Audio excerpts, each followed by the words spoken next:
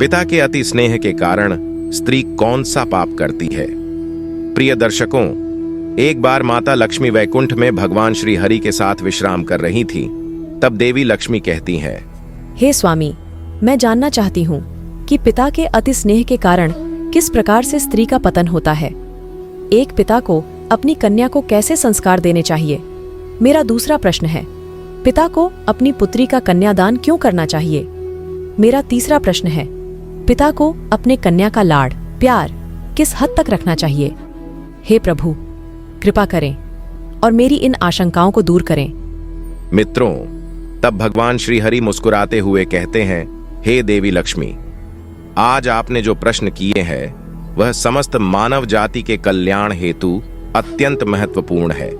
इस विषय में मैं आपको एक कथा का वर्णन करता हूं। हे लक्ष्मी, जो भी स्त्री पुरुष इस कथा का पूरा ध्यान से श्रवण करता है उन्हें मृत्यु के बाद अक्षय लोक की प्राप्ति होती है। हे लक्ष्मी, आप भी इस कथा को पूरा ध्यान से सुने और मानव जाति के कल्याण हेतु इसका प्रसार अवश्य करें। मित्रों, देवी लक्ष्मी कहती है, हे प्रभु, मैं अवश्य ही इस कथा को ध्यान से पूरा सुनूंगी और प्रसार भी करूंगी, तथा जो भी स्त्री पुरुष इस कथा का प्रसार करेगा उस पर मेरी कृपा दृष्टि सदैव बनी रहेगी। आप कृपा करें और इस कथा को कहें।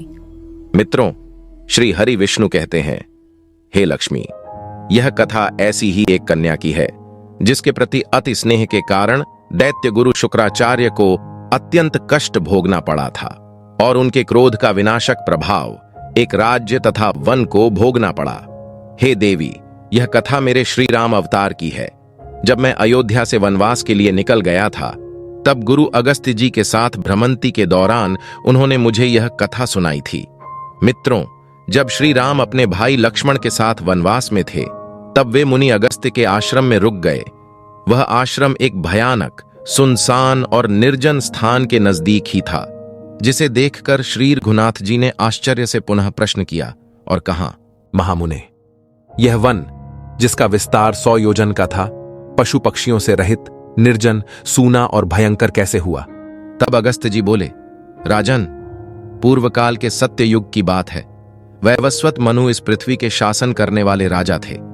उनके पुत्र का नाम इक्ष्वाकु था। इक्ष्वाकु बड़े ही सुंदर और अपने भाइयों में सबसे बड़े थे। महाराज उनको बहुत मानते थे। उन्होंने इक्ष्वाकु को भूमंडल के राज्य पर अभिषिक्त करके कहा, तुम पृथ्वी के राजवंशों के अधिपति सम्राट बनो। हे रघुनंदन, बहुत अच्छा कहकर इक्ष्वाकु ने पिता की आज्ञा स्वीकार की। तब वे अत्यंत संतुष्ट होकर बोले, बेटा, अब तुम दंड के द्वारा प्रजा की रक्षा करो, किंतु दंड का अकारण प्रयोग न करना। मनुष्यों के द्वारा अपराधियों को जो दंड दिया जाता है वह शास्त्रीय विधि के अनुसार उचित अवसर पर प्रयुक्त होने पर राजा को स्वर्ग में ले जाता है। जो राजा धर्म का पालन करते हुए प्रजा की रक्षा तथा अपने सारे कर्तव्यों को एक निष्ठ रूप से पूरा करता है, वहीं जन्म जन्मांतर तक स्वर्ग में निवास करता है। इसलिए महाबाहो, तुम दंड के समुचित प्रयोग के लिए सदा सचेष्ट रहना। ऐसा करने पर संसार में तुम्हारे द्वारा अवश्य परम धर्म का पालन होगा। मित्रों, मुनि अगस्त्य जी बोले, हे रघुनंदन, इस प्रकार एकाग्र चित्त से अपने पुत्र इक्ष्वाकु को बहुत से उपदेश दे। महाराज मनु बड़ी ही प्रसन्नता के साथ ब्रह्मलोक को सिधार गए। तत्पश्चात राजा इक्ष्वाकु को यह चिंता हुई कि मैं कैसे पुत्र उत्पन्न करूं। इसके लिए उन्होंने नाना प्रकार के शास्त्रीय कर्म, यज्ञ, पुत्र कामेष्ठी यज्ञ किए और उनके द्वारा राजा को अनेकों पुत्रों की प्राप्ति हुई। देवकुमार के समान तेजस्वी राजा इक्ष्वाकु ने पुत्रों को जन्म देकर पितरों को संतुष्ट किया। इक्ष्वाकु के पुत्रों में जो सबसे छोटा था वह गुणों में सबसे श्रेष्ठ था। वह रूपवान, शूर और विद्वान तो था ही, तथा प्रजा का आदर करने के कारण वह सबके विशेष गौरव का पात्र हो गया था। उसके बुद्धिमान पिता ने उसका नाम दंड रखा और विंध्यगिरि के 2 शिखरों के बीच में उसके रहने के लिए एक सुंदर नगर दे दिया।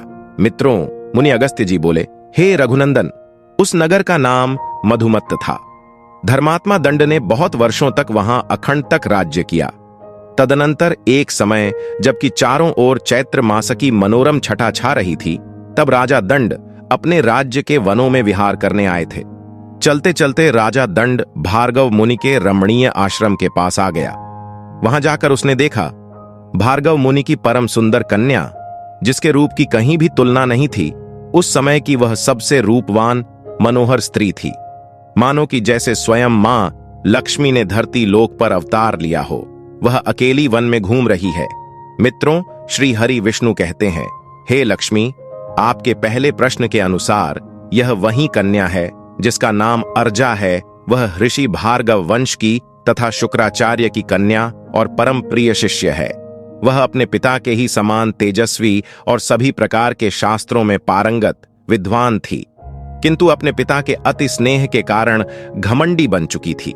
वह अपने पिता के समान स्वयं को आश्रम की प्रमुख मानती थी और स्वच्छंद होकर विहार करती थी। हमेशा अपनी कुछ सहेलियों के साथ जल क्रीड़ा करने हेतु वन के एक सरोवर में जाया करती थी। फिर एक दिन की बात है, जब राजा दंड उसी वन में अकेले विचरण कर रहे थे, तब उन्हें चलते चलते प्यास लगने के कारण वह सरोवर की तलाश में घूम रहे थे। वहीं दूसरी ओर अर्जा भी उसी दिन वन के भीतर एक निर्जन स्थान के सरोवर में निर्वस्त्र मुद्द होकर अकेली स्नान कर रही थी। राजा भी चलते चलते उसी समय सरोवर पर पानी पीने के लिए आ जाते हैं। अर्जा को निर्वस्त्र अवस्था में देख उनके हृदय में काम वासना इस प्रकार जाग उठी कि मानो कामदेव ने अपने सभी बाणों से एक साथ राजा दंड के प्राणों तथा शरीर पर प्रहार कर दिया हो। मित्रों, मुनि अगस्त्य जी बोले, हे रघुनंदन, अपने पिता के अति स्नेह के घमंड के कारण अर्जा लज्जित हुए बिना ही राजा से बोली, हे युवक, तुम कौन हो और इस निर्जन स्थान पर क्यों आए हो? क्या तुम्हें पता नहीं है कि किसी स्त्री को निर्वस्त्र स्नान करते हुए देखना पाप होता है? तुम वहीं ठहर जाओ, सरोवर के पास मत आओ। मैं वस्त्र परिधान कर बाहर आ रही हूँ। किंतु उसे देखकर राजा दंड के मन में पाप का उदय हुआ और वह कामबान से पीड़ित हो गया।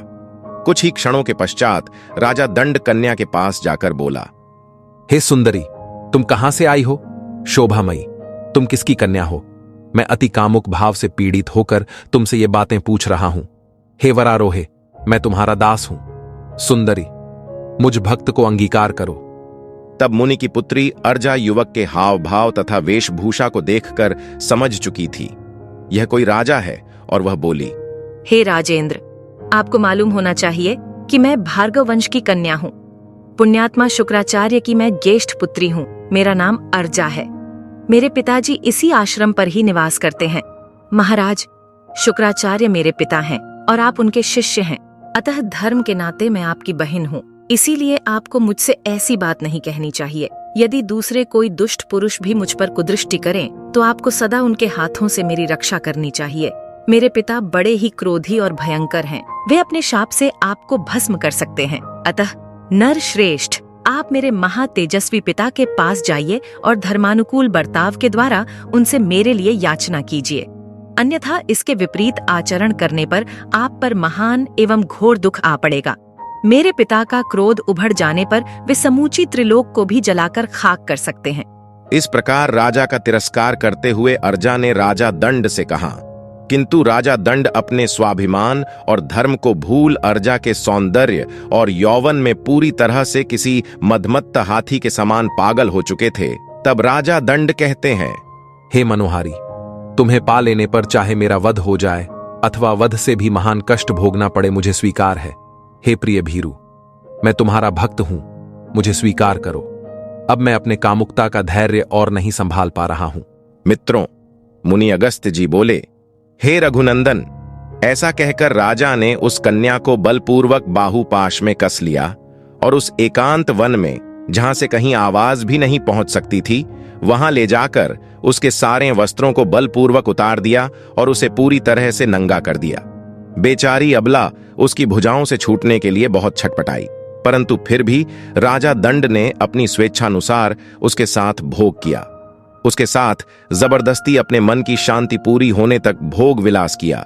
फिर थोड़ी देर के बाद राजा दंड वह अत्यंत कठोरतापूर्ण और महाभयानक अपराध करके तुरंत ही अपने रथ में बैठकर नगर को चल दिए तथा भार्गव कन्या अर्जा दीन भाव से रोती हुई अत्यंत उद्विग्न हो आश्रम के समीप अपने देवतुल्य पिता शुक्राचार्य के पास आई।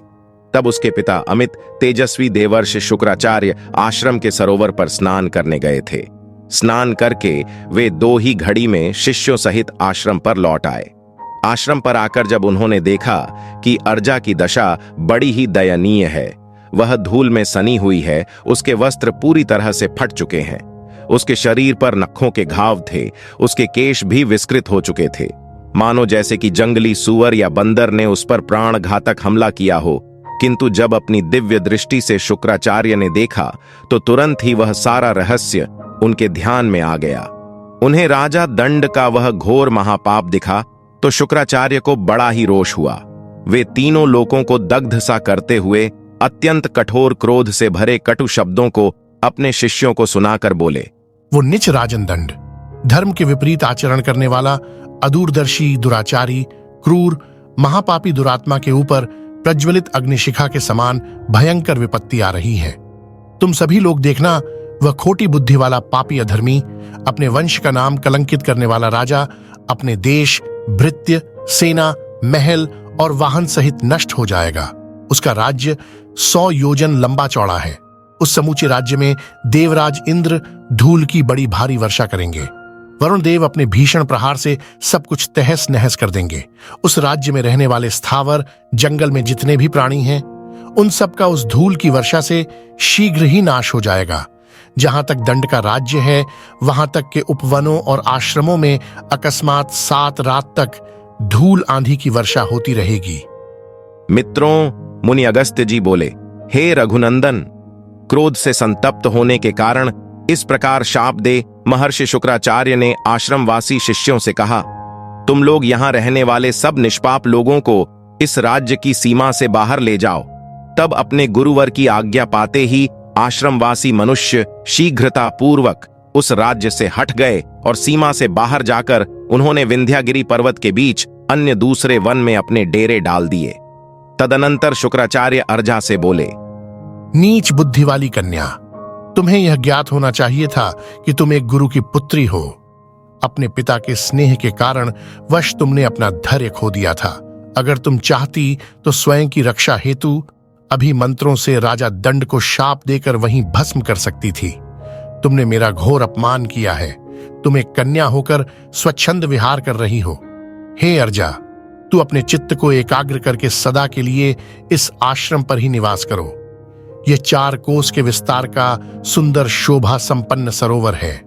हे अर्जे, तू रजोगुण से रहित सात्विक जीवन व्यतीत करती हुई 100 वर्षों तक यहीं रहकर जीवन व्यापन करो। इसके बाद मैं तुम्हारा कन्यादान करूंगा। यही तुम्हारे लिए उचित प्रायश्चित्त है।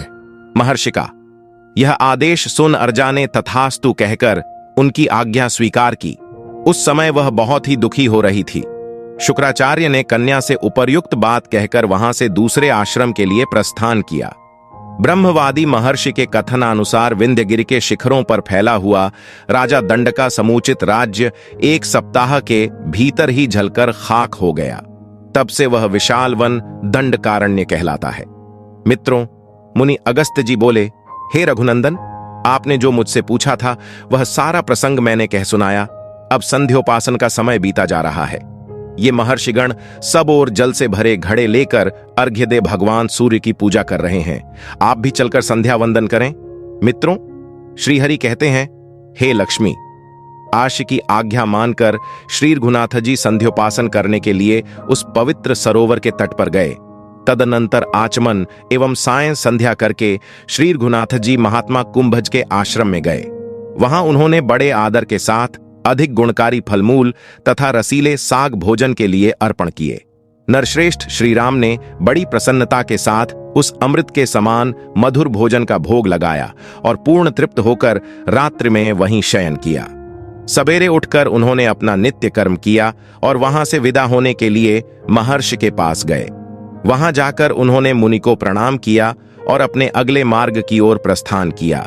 मित्रों, श्रीहरि कहते हैं, हे लक्ष्मी, आपके पहले प्रश्न के अनुसार किसी स्त्री को अपने पिता या भाई के स्नेह के कारण कभी भी उन्मत्त नहीं होना चाहिए।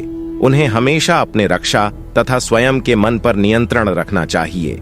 स्त्री की नम्रता ही उसका असली गहना होता है।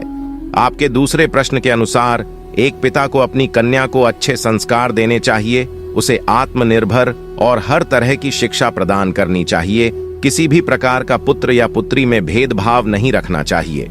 उसे सभी का सम्मान, ईमानदारी, सत्यता और भावनाओं पर नियंत्रण करना सिखाएं, संवेदनशील बनाएं, उसमें कृतज्ञता का भाव हो। घर परिवार में जाने के बाद कठिनाइयों और असुविधाओं को सहन करने की सीख दें। ईश्वर में आस्था और सहयोग सिखाएं, उसे सहन शक्ति और चरित्रवान बनाएं, कर्तव्य निष्ठता और प्रेम की भावना सिखाएं। हे लक्ष्मी, आपके प्रश्न के अनुसार एक पिता को अपनी पुत्री का कन्यादान क्यों करना चाहिए? तो ध्यान से सुनो, कन्यादान को महादान माना गया है। ऐसे में जिन माता पिता को कन्यादान करने का मौका प्राप्त होता है वो काफी सौभाग्यशाली होते हैं। ऐसा माना जाता है कि जो माता पिता कन्यादान करते हैं उनके लिए इससे बड़ा पुण्य कुछ नहीं है। यह दान उनके लिए मोक्ष की प्राप्ति के द्वार खोलता है। जब विवाह के दौरान कन्या का पिता विधि विधान के साथ कन्यादान की रस्म को निभाते हुए अपनी बेटी का हाथ वर को सौंपता है, इससे उनके बेटी के ससुराल और मायके दोनों के परिवारों को सौभाग्य की प्राप्ति होती है। कन्या का दान सबसे पहले दक्ष प्रजापति ने किया था। दक्ष प्रजापति की 27 कन्याएं थीं, जिनका विवाह दक्ष प्रजापति ने चंद्रदेव से करवाया था। ताकि सृष्टि का संचालन सही तरीके से हो सके, उन्होंने अपनी 27 कन्याओं को चंद्रदेव को सौंपते हुए कन्यादान किया था। दक्ष की इन 27 बेटियों को ही 27 नक्षत्र माना जाता है। मान्यताओं के अनुसार उसी समय से विवाह के दौरान कन्यादान की। आपके तीसरे प्रश्न के अनुसार पिता को अपने कन्या का लाड़ प्यार किस हद तक रखना चाहिए? जो पिता लगातार स्नेह, मान्यता और पुष्टि प्रदान करते हैं, वे अपनी बेटियों को सुरक्षित, मजबूत और आत्मविश्वासी वयस्क बनने में मदद कर सकते हैं। जिन लड़कियों का अपने पिता के साथ घनिष्ठ संबंध होता है, उनकी आत्म छवि अधिक सकारात्मक होती है और आत्मसम्मान का स्तर बढ़ जाता है। किंतु अधिक लाड़ प्यार से संतान बिगड़ जाती है। इसलिए उन्हें समय आने पर सभी बातों का ज्ञान देकर सत्यता से अवगत करना चाहिए। तो मित्रों, आशा करते हैं कि आपको यह कथा अवश्य पसंद आई होगी। तो वीडियो को लाइक करें और कमेंट में जय श्री कृष्ण अवश्य लिखें। आप सभी का धन्यवाद।